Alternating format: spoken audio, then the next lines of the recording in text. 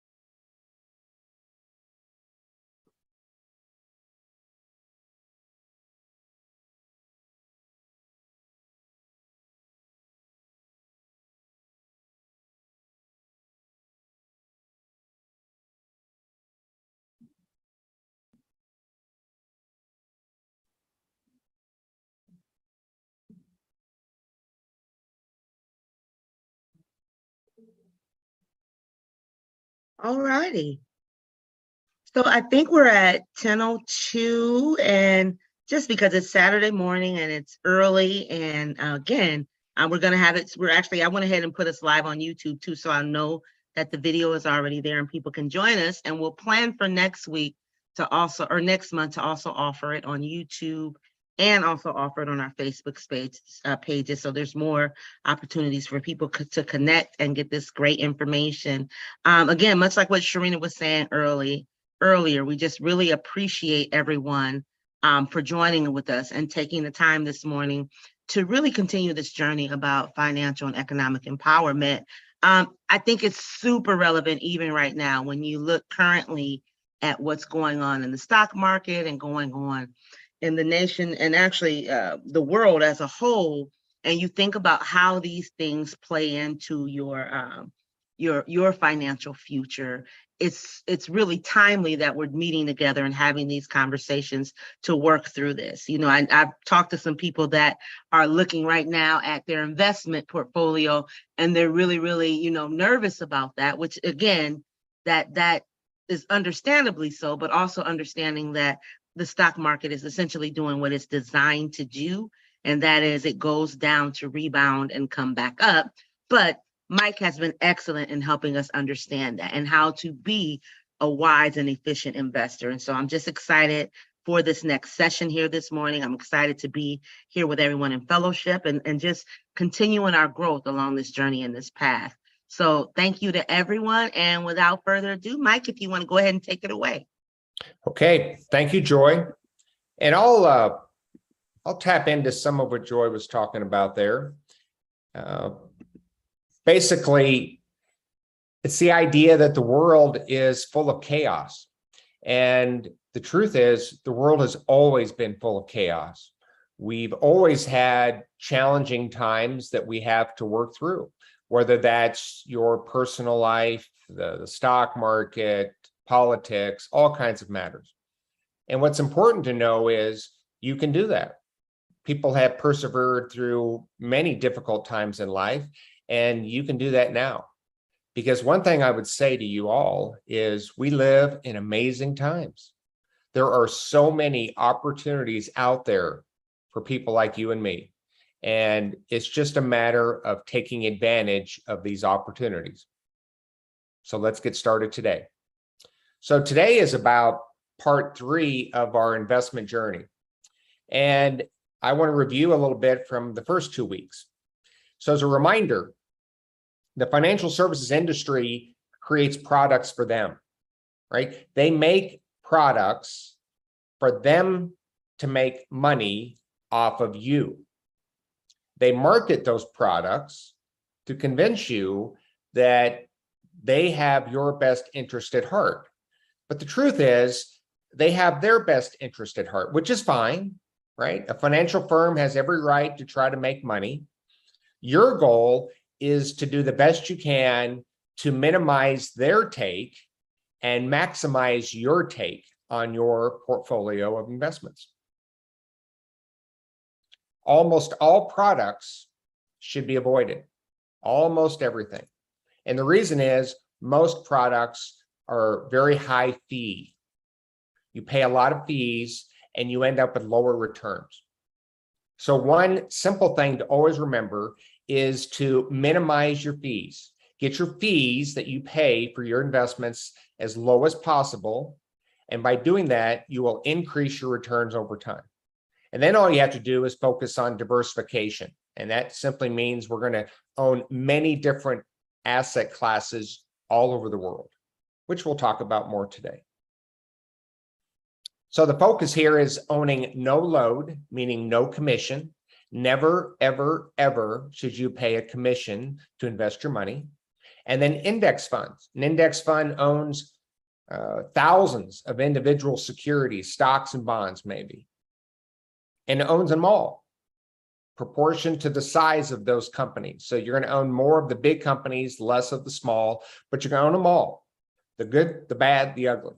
Do we know which ones are going to be ugly in the future? No, we don't. So we own them all, and we take the good with the bad. And by doing that, historically, that's giving us the best return on our money.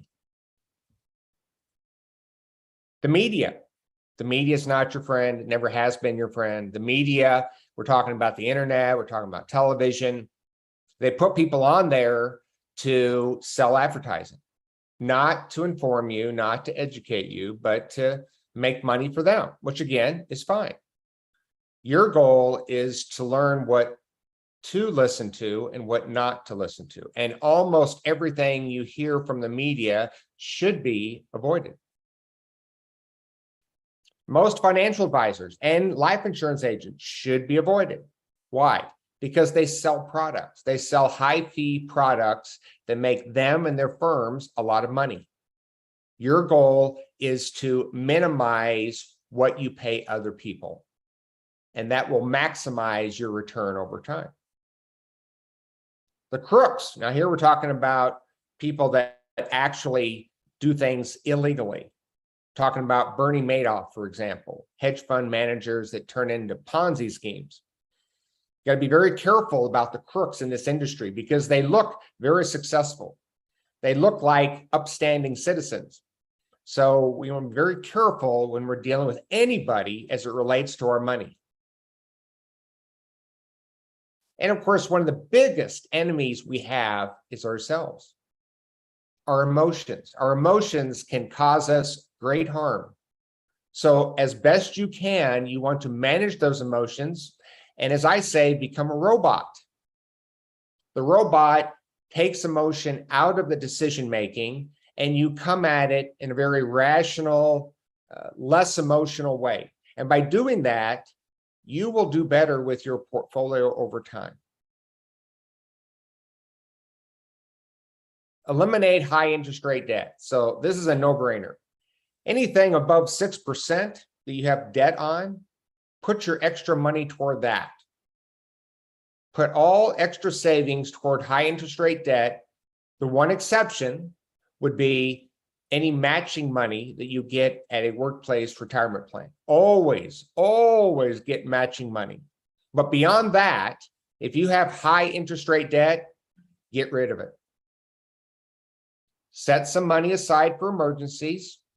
For some people, $1,000 will be enough. For others, they're going to want more. So based on your situation, have money set aside for that emergency that is coming. Not if, it will come, we just don't know when. Again, you could consider keeping those savings at Vanguard in a low risk fund like a bond index or even a money market. Save a good chunk of your income. It's so incredibly important to save and save and save consistently over time. So 20% of your income is a good rule of thumb. Strive to save 20% of your gross income, come hell or high water. Becoming a great investor is important, but becoming a great saver is also important. You combine those two things, oh, sky's the limit. Understand that there's risk in everything we do. So remember that. There's no risk-free investment. You keep money in the bank, earning little to nothing. Inflation risk is affecting you. It's eating your money up. So your goal is to minimize risk, not eliminate it, but minimize it so you end up with more return over time. You have to take risk to get a decent return on your money. You just want to understand the risk that you're taking and try to mitigate it as best you can. Now a little review on asset allocation, how you put together a portfolio. Make sure you have identified your goals. What are you doing? What's the plan for your investments? You want to know this. This is important. This can change. So make sure that you keep reminding yourself, what is the purpose of what I'm doing? What is this taking me? Where is it taking me? Your time horizon, how long do you have? Notice here I have kids and grandkids. Well, your time horizon isn't just taking you to, let's say, your retirement age. It could be taking you through your whole entire life. It could be taking you beyond your life because you might be investing for your kids or grandkids, possibly grandkids that haven't even been born yet. So your time horizon may not be 20 years, may not be 60 years, it could be 100 years. The longer the time horizon, the more you're going to want to own in stocks. Stocks have by far provided the best return on your money over time. Risk tolerance. How much risk are you willing to take? Again, we have to take risk to get a decent return on your money. Understand the risk, mitigate it where you can, and then take the appropriate risk to get decent returns on your money. And of course, always understand your tax situation at the time, whether you're working, whether you're retired, and your income needs. Do you need money from your portfolio? If you do, you want to factor that in to all of this information. So always start with, where is your liquid cash? Where is your money? That's always a good starting place for people trying to figure out, where do I start? Identify where your money is. Make sure you look everywhere. Add all that money up. How much do you have? And if you're married, get the spouse involved. Get a grand total. Here's an example of a couple. They identified all their money. Some of it's in retirement plans at work. Some of it's in a Roth IRA, an old retirement plan. They might have some cash value life insurance and an old whole life policy. Might have some money in the bank. Might have some old savings bonds. Might even have some money sitting in a sock drawer. When they add it all up, they identify they have $400,000. And in this example, they've identified that they have 42% of their portfolio in stocks and 58% in bonds and cash. So that's a very low risk portfolio as it relates to ownership of stocks. So this is a good start. Know where you're starting, and then we can work from there. Now identify how much you want in stocks versus bonds and cash. And then once you identified what you want, then you put together the desired allocations.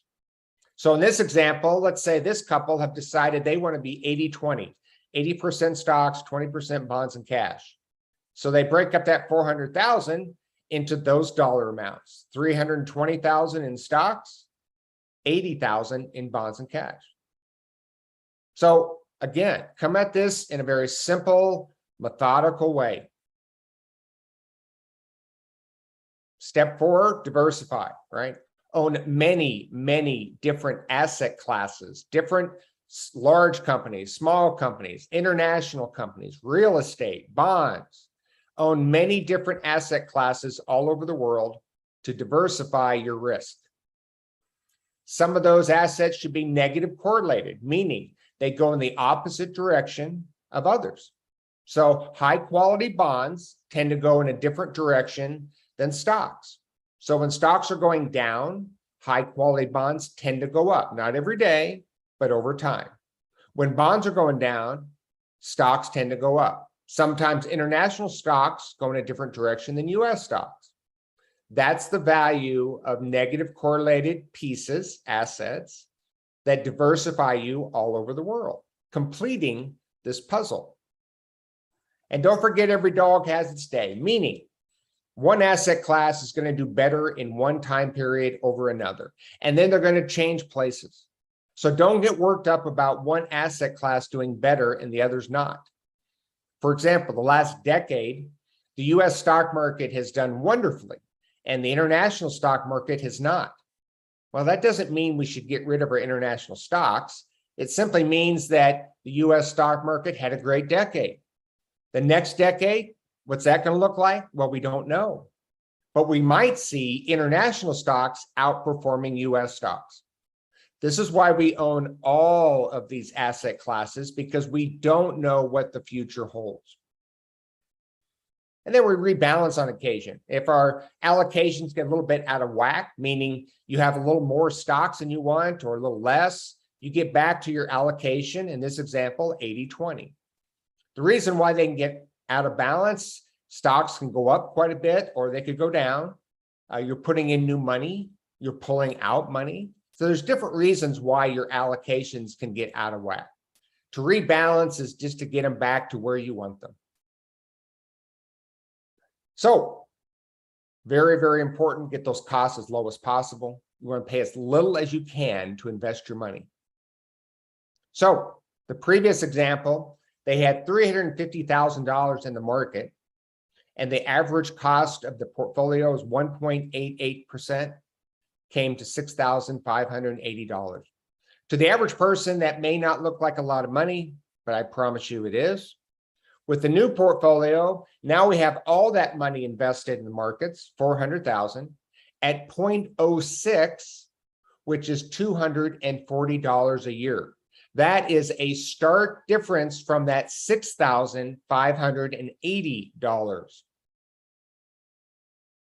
And of course, that comes to $6,340 a year.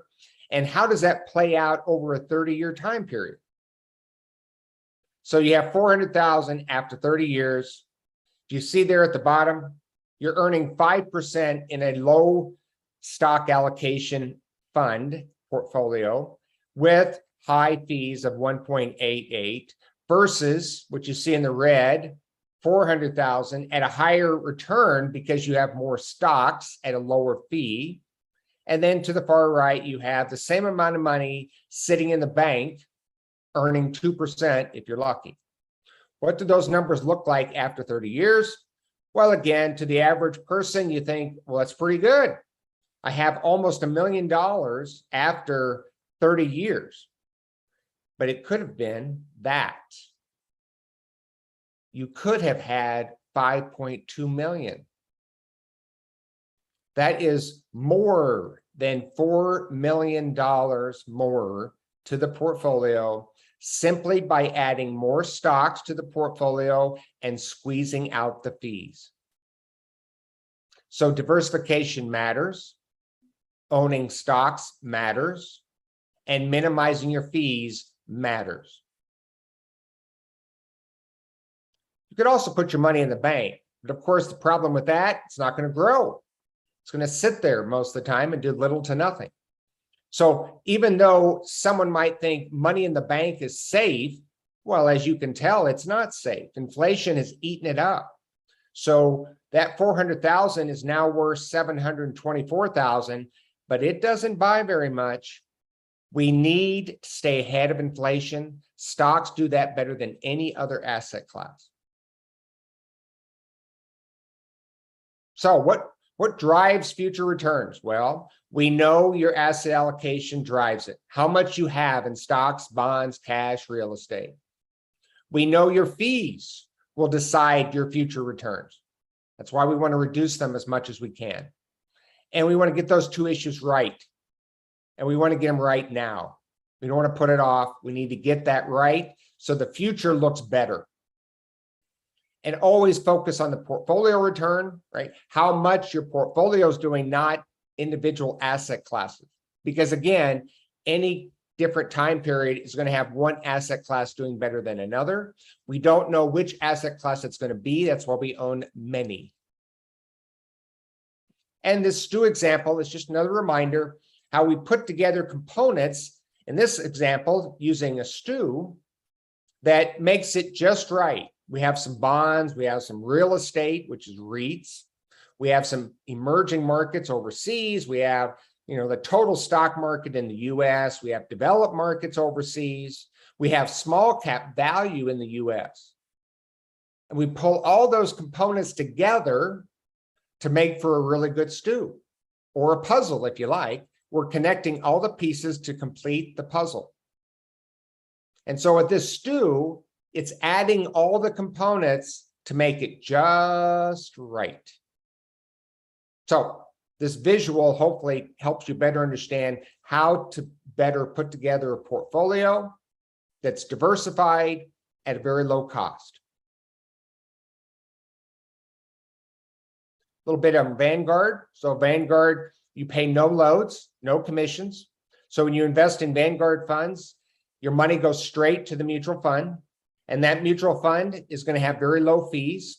So you want to pay, again, a very low expense ratio. That's the fee that goes with a mutual fund, the expense ratio. And index funds have the lowest expense ratio. You have many options. So you can invest in international and US stocks. You can invest in real estate. You can invest in bonds, all within index funds. And if you have expensive investments elsewhere, high fees, you can transfer those over to Vanguard, from a Roth IRA to another Roth IRA at Vanguard, from a traditional IRA to a traditional IRA, from an old 401k to a traditional IRA at Vanguard. So you can transfer those accounts, get control of them, consolidate them into one place. A smart strategic move. Here's a list of some Vanguard stock index funds that will diversify you all over the world. You see the name of the fund, you see the symbol that goes with that fund, and then you see the expense ratio, the fee that goes with that fund as well. And as you can see, all those fees are very, very low. So as you put together a portfolio, diversification at a low cost is the way to go. Here we have bond index funds. So these are the low fee funds that are going to basically provide you liquidity, meaning you need money. That's where you go to get short-term money. The stocks are for long-term growth. The bond funds are there for your needs right now and to kind of reduce the volatility, because the bonds tend to go up when the stocks are going down. You can look at that short-term bond index that you see here as a cash equivalent fund, meaning you could treat it like a cash fund, like a money market. And it should make you a little more money. Right now it's paying over 3.2%. So it's a good place to park some cash at a low risk, where you're going to get monthly interest right now at about 3.2%. And always listen to this guy. When the greatest investor of our time is telling us to invest in index funds, we should listen. We should follow his advice, and we should pass that on to our friends and family so they can follow that advice. So what did you learn from your homework, right? I basically pushed and prodded you into identifying your current asset allocation. How much do you currently have in stocks or bonds or cash, real estate, for example? And what do you want your asset allocation to be? So where are you and where do you want to be? These are important questions that you need to answer. And then what is your portfolio cost? How much are you paying? Are you paying an advisor? If so, how much? And what are you paying for the fees within your investment portfolio? Do you have mutual funds? If so, what's the expense ratio per mutual fund? And what needs to be done?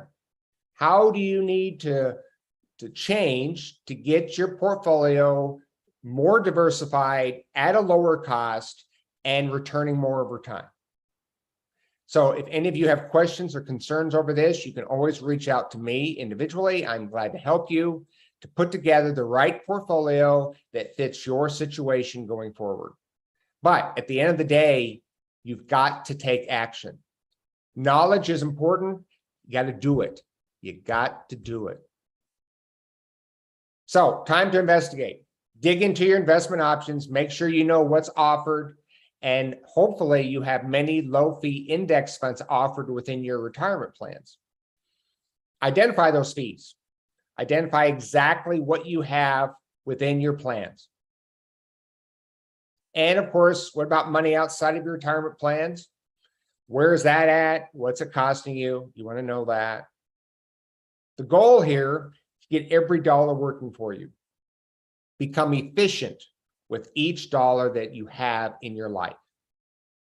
At the end of the day, compound interest is magical. We want to make that happen month after month after month. So today's lesson is mainly about the real world. And what I mean by that is, what I just talked about is sound investment theory. But in the real world, it can get kind of messy. And we'll talk about that today. Well, you may not have some of the very best options available to you in your retirement plan or your spouse's retirement plan. And if that's the case, you're going to have to figure out ways to deal with that. It's important to see the entire picture. Look at the entire family portfolio when making these very important decisions. It means we have to have a clear understanding beyond just one investment, and that includes the bank. Really take the time to understand the big picture as you start making individual decisions. And it means sitting down with your spouse, reviewing investments, and avoiding duplication, avoiding owning the same thing again and again. That's not diversification. Diversification is adding different asset classes that are different from the ones you currently own. Many retirement plans are bad. When I say they're bad, they have high fees. Somebody's making more money off you than they should.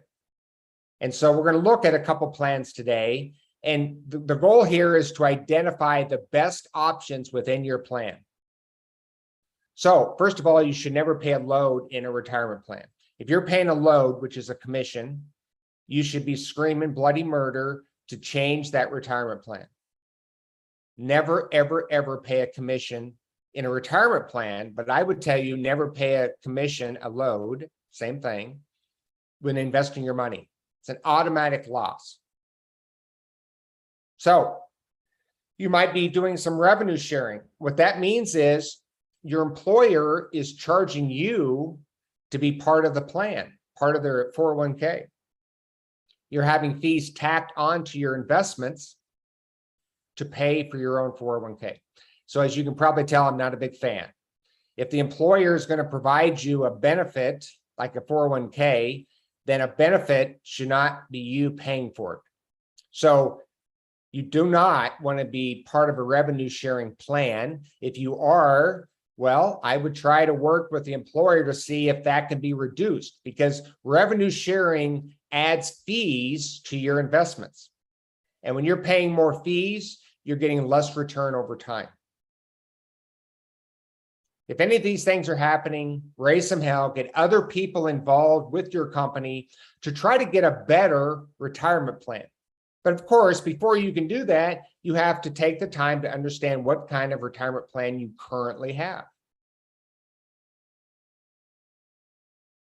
If you have a bad plan with high fees and it's not changing anytime soon, my advice would be only invest up to the match. Do not invest any more money in a high fee retirement plan than what you can beyond the match. Stop at the match. When I say the match, whatever matching money the employer is giving you, always get the match. If you have a bunch of high fee funds, well, you look at the lowest fee fund. Basically, it's the best of the crap. So again, we would prefer better options, but you may be stuck with the best of the worst. So invest elsewhere. You can invest in a Vanguard Roth IRA, and you should. Everyone, almost everyone, should have a Roth IRA where they're investing in as they make money, building up money in a Roth IRA over time. Earnings will be tax-free for the rest of your life. And then a brokerage, a non-retirement brokerage at Vanguard, you put money in there. That's where you can keep your savings, like in a bond index. You could also put stocks, stock index fund in there. That's money that gets taxed at a capital gains rate. And if you're efficient with your taxes, you can put money in there and build up capital gains over time and possibly pay a 0% long-term capital gain if you do it right. So that's a whole nother issue when it comes to taxes. But building up money inside Roth IRAs and a brokerage is certainly an option that can be used for someone who has a bad retirement plan at work. And of course, move your money out of that crappy plan when you retire. When you leave that employer, get your money out of there, get it into an IRA at Vanguard. So let's take a look. What I'm going to do here is stop sharing on this PowerPoint. I'm going to take you to a couple different retirement plans so we can get a real life look at the plans and how we can make the best decisions for us.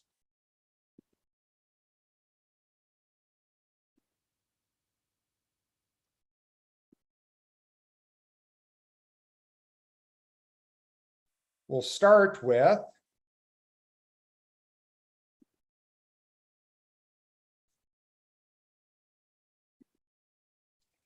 okay. What you see here is the State of Iowa RIC program, RIC program. This applies to almost everyone who's a teacher in the state of Iowa, high school teacher, middle school, so forth. So they're provided the RIC program in addition to IPERS. So IPERS is a pension that they must pay into. The RIC program is a 403B that they have an option to invest in. Either traditional, money goes in before tax, or Roth, money goes in after tax. Now, when we look at this, look at all the different funds that are offered. Take a moment and look, and you think to yourself, my God, how am I supposed to pick from all those? And that's a valid point.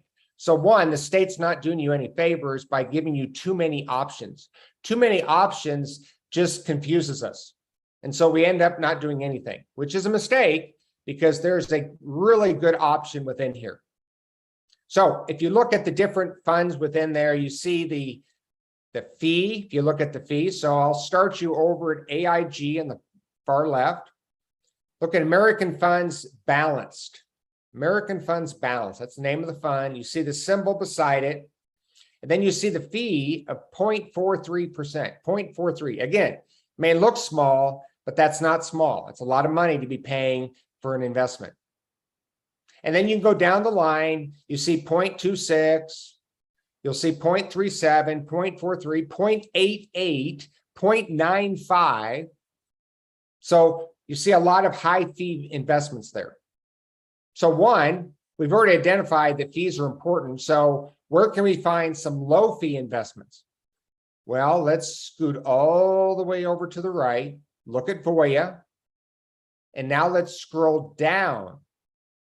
And what you'll see, if you go down all the way to the Vanguard Total Stock Market Index Fund, institutional shares, symbol VITSX, you'll see that the fee is 0.03. 0.03. That is your nugget, your gold nugget in this pretty crappy plan. So for the individual who knows what to look for, that fund, which owns the entire US economy, large, mid, and small companies, all in the US, you would be paying a fee of 0.03 per year to own that fund. It is a wonderful fund. A person could get started with Voya, invest either traditional or Roth based on their situation, a set amount of money. Let's say they decide to start saving $500 a month into the Vanguard Total Stock Index at Voya. Think about that. And building up that money over time. Let's say they put it in Roth. After 20 years or so, they've got a large chunk of money and it's all tax-free.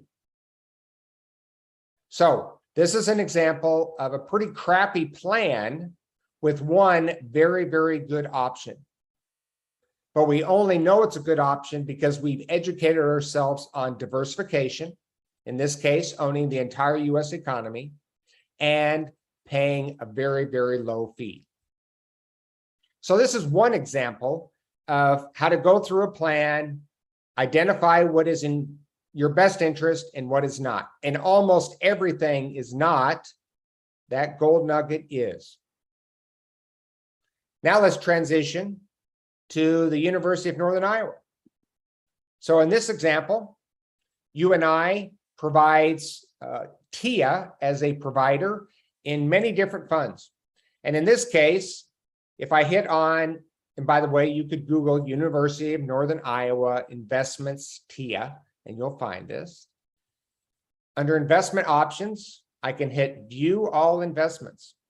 And when I do that, I scroll down and I'm going to see over 40 different investment options.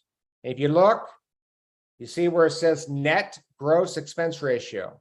So the net expense ratio is what you're paying. So for example, that American Century Emerging Markets Fund, the expense ratio is 0.9, which is outrageous. You should never, ever pay 0.9 for your investments.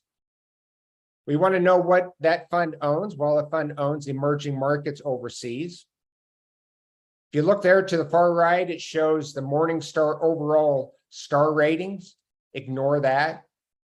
It means nothing. It has no relevance to selecting the right investments within a plan.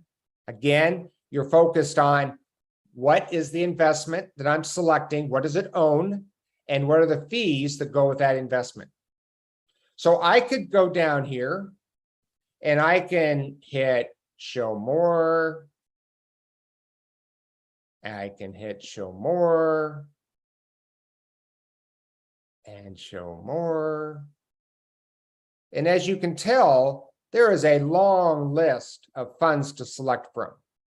Now, once again, how is a person supposed to select from this outrageous list? So again, UNI is not doing you a service either if you work for them by providing you too many options that just clouds it up, that confuses you and causes many people to not do anything. Here's the good news. If I were to bring my cursor over here and hit on this net expense ratio, now it's going to bring up all the low fee funds right up front. And voila, there are my Vanguard institutional index funds, 0.04 all the way down to 0.05 or 0.08. So that institutional index fund at the first, that's a 500 index, S&P. Those are large companies in the US. Then you have a total bond index. Then you have small companies in the US. Then you have mid-sized companies in the US. And then you have international companies outside the US. So within those 5 funds, basically right there, you can own the world in stocks and have some bonds.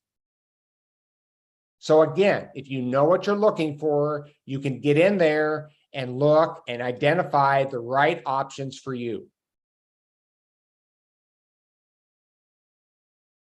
Those are 2 examples of retirement plans. Yours is going to be unique to itself. So I want you to know that. There's no retirement plan template that is like ideal.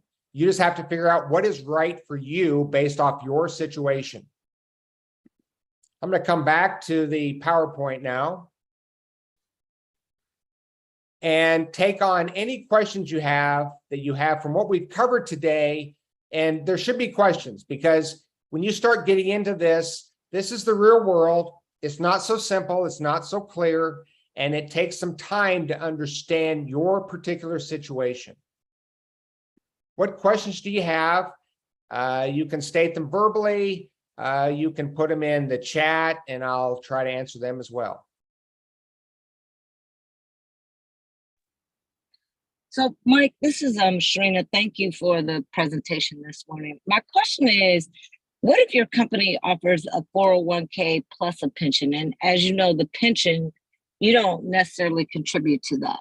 So when you're retiring, are you able to take that pension and move it as well, or does that have to remain with the company? Okay. So different pensions have different rules. Let's select IPERS, for example. IPERS is the state of Iowa pension. Many people have IPERS. When you retire, you can annuitize IPERS, meaning you can take a monthly payment for the rest of your life. There are many different options on which payment plan you're going to choose, or you can transfer the lump sum, a larger amount, over to an IRA at Vanguard and not annuitize it, and basically pull the money out of your IRA instead of that monthly payment from IPERS.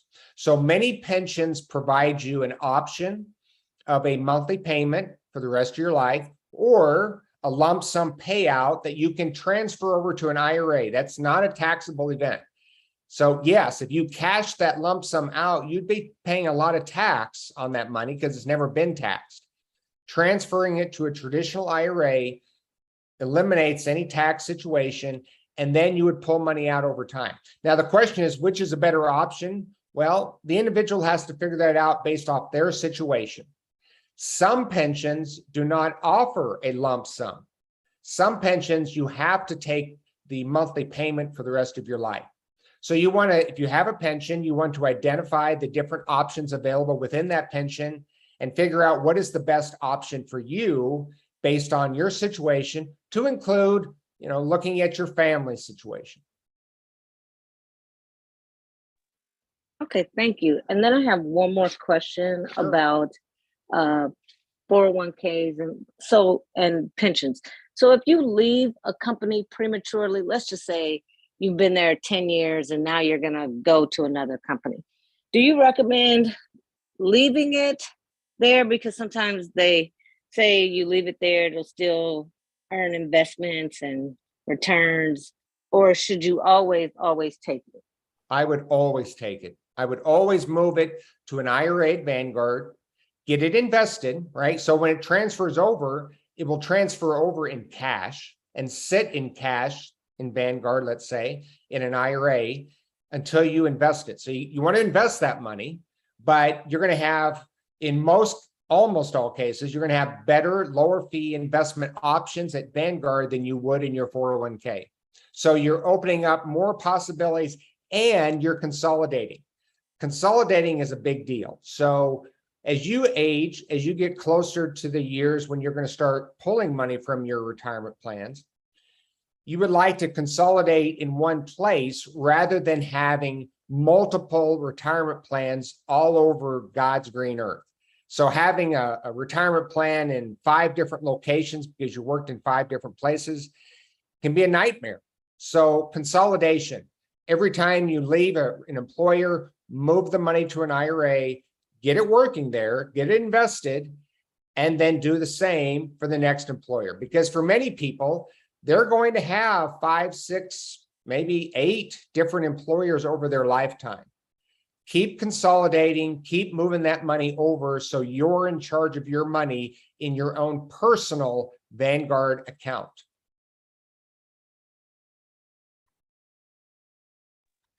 Thank you. You bet. Other questions?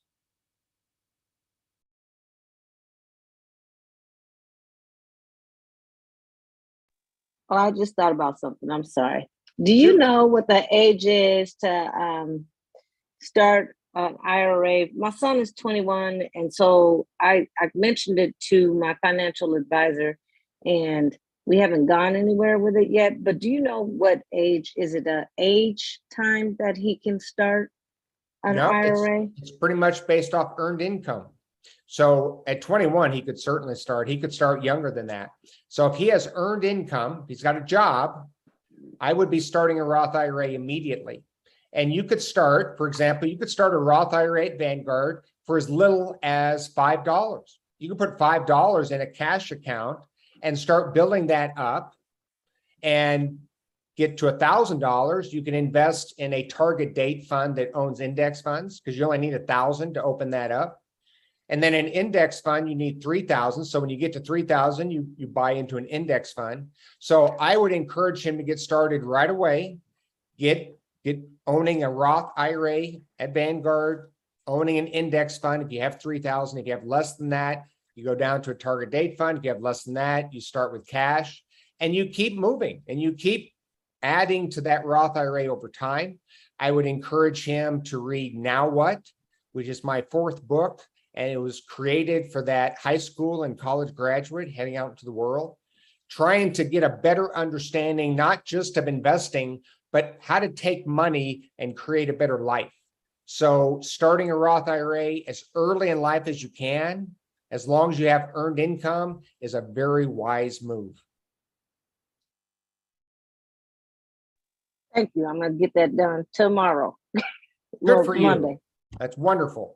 Mike, is your book available online? Because I would love to. I mean, you give so much great information. I would even love to see how, like, if there was a way we can get it out through the schools here locally, that when you graduate from high school, or again, even maybe a 10th or 11th grade class, you're getting that Now What book, because this information is so vital and critical. And so it'd be just great if we can make sure our young people are getting it early enough too.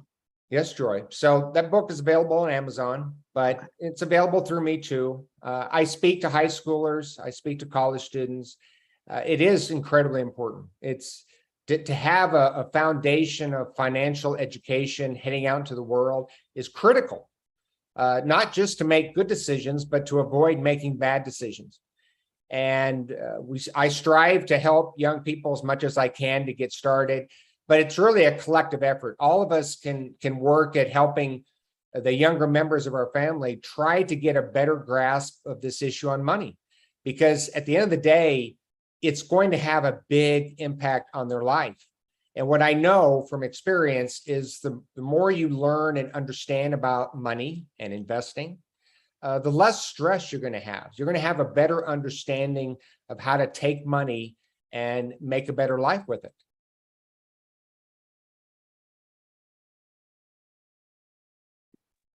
That is so true. That's so true.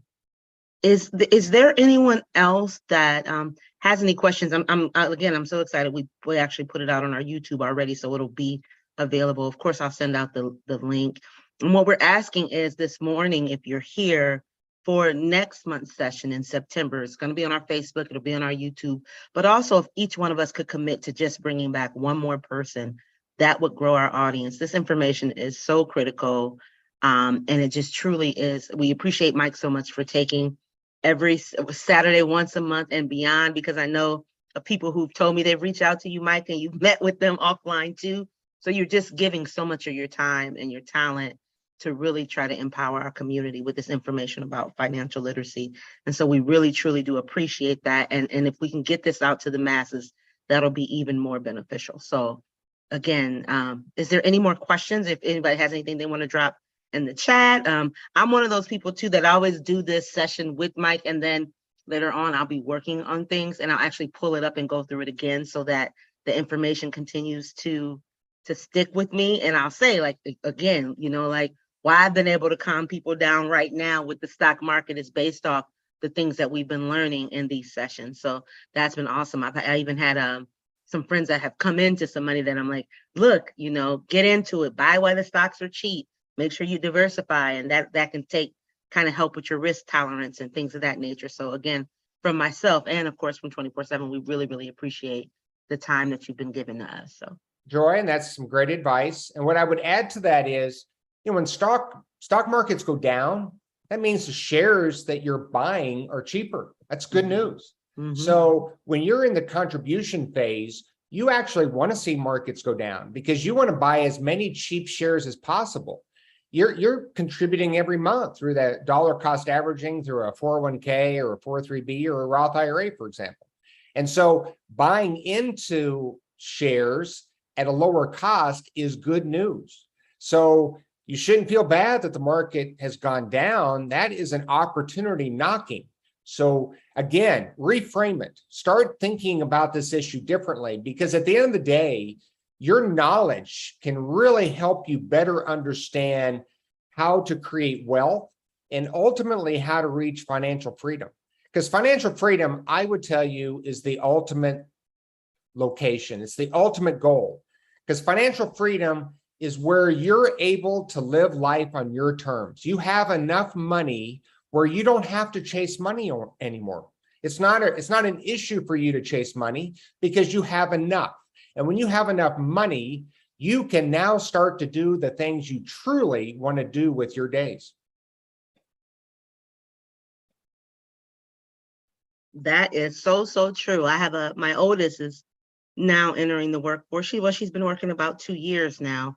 And it's funny, the things that we talked about in the long run, that's starting to hit home with her too, the importance of the more financial freedom she has, the more options she has. And so when I was saying that to her when she was in high school, it didn't necessarily resonate. But now that she's actually in the workforce and understanding even the value of time, she's starting to understand how that matters. And that's great.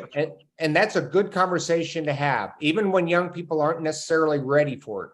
Because the one thing I would state when talking to young people, and I can appreciate this, they don't want to hear about saving for retirement. When you're 20 years old, that doesn't make any sense to them. But if you can help them understand that they're saving and investing for their financial freedom, that could happen in their 30s or 40s, maybe 50s. All of a sudden, that's a little different thing. That's not retirement. That's simply the freedom to do what you want to do with your life. Mm-hmm. That's more motivating for a 20-year-old than saving and investing for when you hit 65 and then you retire. So use that concept of financial freedom, and I think it resonates more with a younger audience. Definitely does. Definitely. Are there any other questions or anything to add? Again, just excellent presentation this morning. I agree with you, Larry. This was great information. And Kyvan actually put the day you receive a diploma is not the end, it is the beginning. And he put a link to the book in the chat too, for those who want to go ahead and pick that up as well. And I would state that. So when you're, we take this time, many of you have been through Saturdays having this presentation, and you hear the message and you take it in and you're learning and you're adding to what you knew before. The question is, what are you going to do with it? It's the people who take action. Those are the people that change lives. And so be that action-oriented person, take the information that you're learning and start applying it to your life right now. Do not wait, because time flies. Before you know it, 10, 20 years have gone by. So there's no better time than right now to not just help yourself, but to help your loved ones. And this information can do that. It can change the course of your life. And once you fully embrace that idea that you're the person in charge of your future, then all of a sudden things start opening up. As I say, the universe is speaking to you. Listen. I love that. I love that.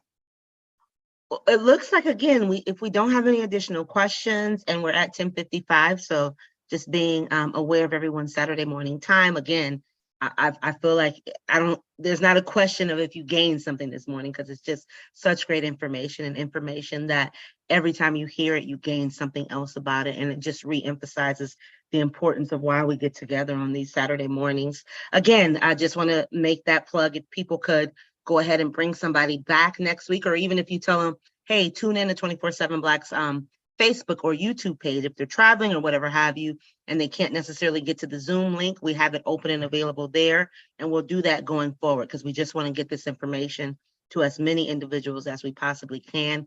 Again, Mike, thank you for taking the time and continuing to share this information with us.